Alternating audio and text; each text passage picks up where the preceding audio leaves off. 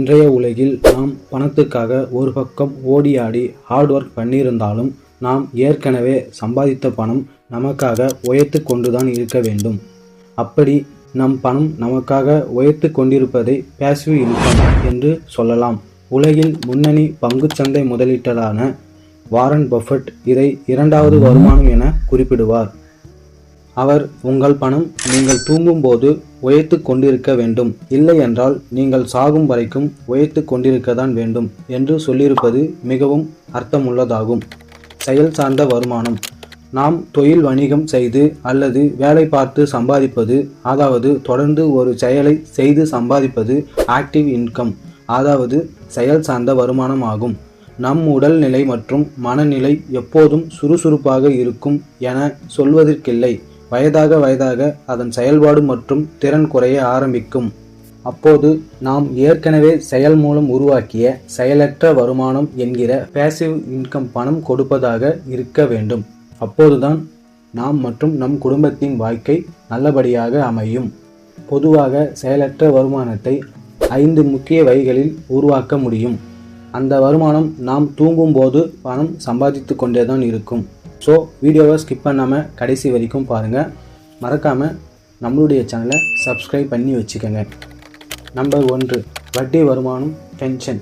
இருப்பதிலேயே அதிக ரிஸ்க் இல்லாமல் சுலபமாக செயலற்ற வருமானத்தை உருவாக்க உங்களிடம் இருக்கும் பணத்தை வங்கியில் ஃபிக்ஸ்டு டெபாசிட் அல்லது ஆயுள் காப்பீட்டு நிறுவனத்தின் பென்ஷன் திட்டங்களில் போட்டு வைப்பதாகும். இப்படி போட்டு வைப்பதில் நமக்கு 2 நல்ல அம்சங்கள் உள்ளன.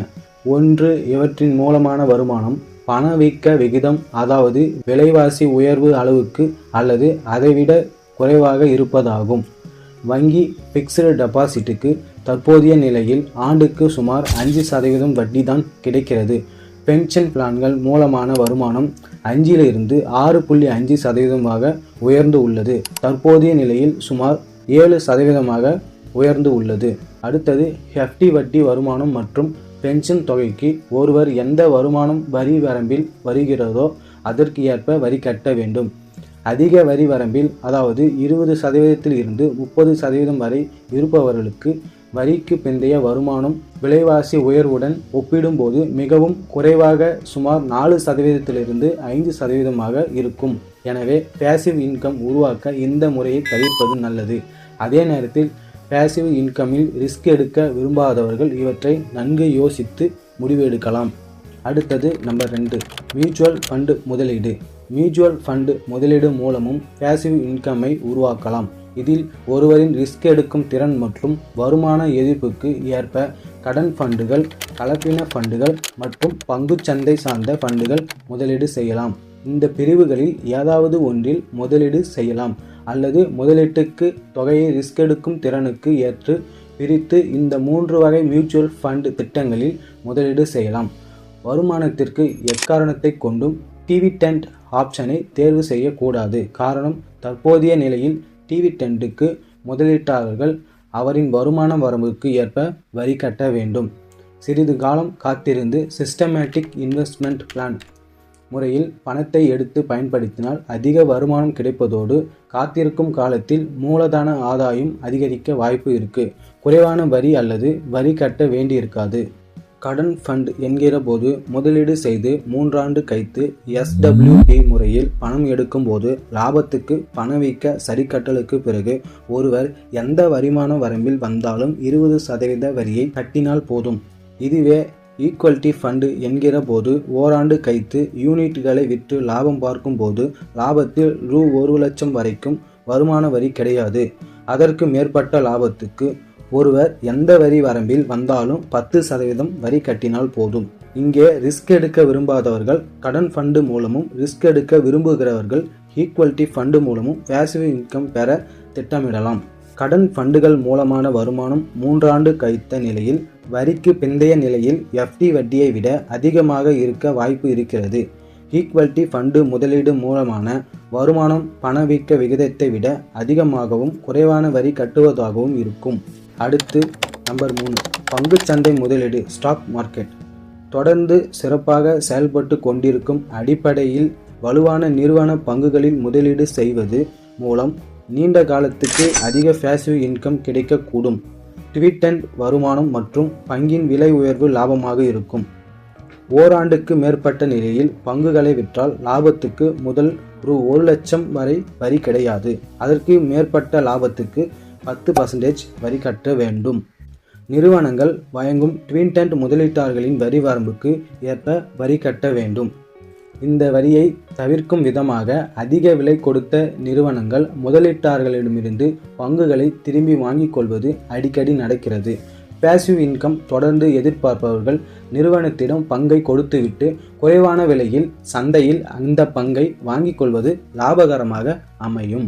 நீண்ட காலத்தில் பங்குச்சந்தை முதலான வருமானம் பணவீக்க விகிதத்தை விட அதிகமாக இருப்பதோடு குறைவான வருமான வரி கட்டும் அனுகூலத்துடன் உள்ளது.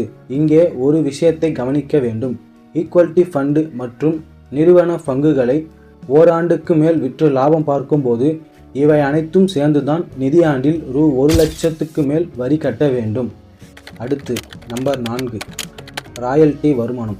ராயல்டி என்பது மற்றொரு நபரின் சொத்தை பயன்படுத்துவதற்கான உரிமைக்காக வர்த்தகத்தில் செய்யப்படும் கட்டணம். ஏதாவது ஒரு துறை குறித்து கூடுதல் விவரங்களை தெரிந்து வைத்திருப்பவர்கள் இந்த விவரங்களை அனுபவத்தின் மூலம் அறிந்திருப்பது கூடுதல் சிறப்பாகும்.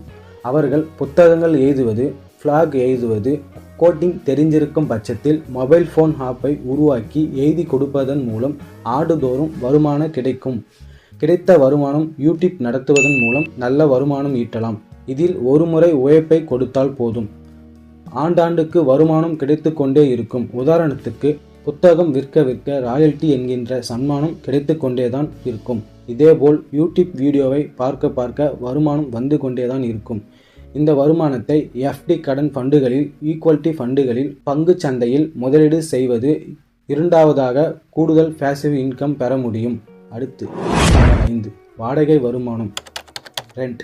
ஏற்கனவே சொந்த வீட்டில் இருப்பவர்கள் தங்கள் தேவை போக கூடுதலாக இருக்கும் பகுதியை வாடகைக்கு விடலாம் அல்லது கூடுதல் அறை கட்டி வாடகைக்கு விடலாம். இதன் மூலம் தொடர்ந்து பேசிவ் இன்கம் வளர்ந்து கொண்டேதான் வரும். வணிக கட்டடங்களை வாடகைக்கு வாங்கி விடுவதன் மூலம் பேசிவ் இன்கம் பெற முடியும். இதற்கு லட்சக்கணக்கான ரூபாய் முதலீடு தேவைப்படும். ஊட்டி, கொடைக்கானல், பாண்டிச்சேரி போன்ற இடங்களில் சுற்றுலா நோக்கில் பலர் வீடுகளை வாங்கி வைத்திருப்பார்கள். அவர்கள் தாங்கள் பயன்படுத்தாத காலத்தில் உறவினர்களுக்கு மற்றும் நண்பர்களுக்கு வாடகை விடுவதன் மூலம் பேசிவ் இன்கம் ஈட்ட முடியும். பயன்படுத்தாத கார் பார்க்கிங். அதிக பயன்படுத்தாத காரை வாடகைக்கு விட்டு சம்பாதிக்கலாம்.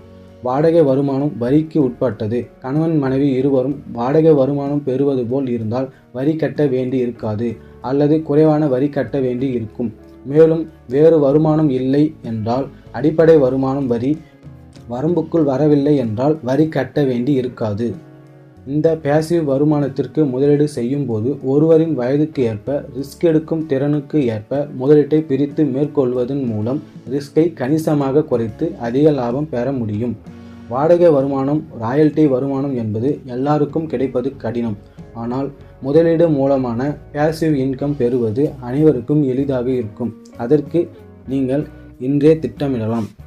ஓகே ஃப்ரெண்ட்ஸ், பேசிவ் இன்கம் உடைய 5 டிப்ஸ் தான் இப்போ நம்ம பார்த்தோம். அடுத்தடுத்த மணி ரிலேட்டடான நிறைய வீடியோக்களை நம்ம சேனலில் நீங்கள் கண்டிப்பாக பார்க்கலாம். மறக்காமல் நம்மளுடைய சேனலை சப்ஸ்கிரைப் பண்ணி வச்சுக்கோங்க.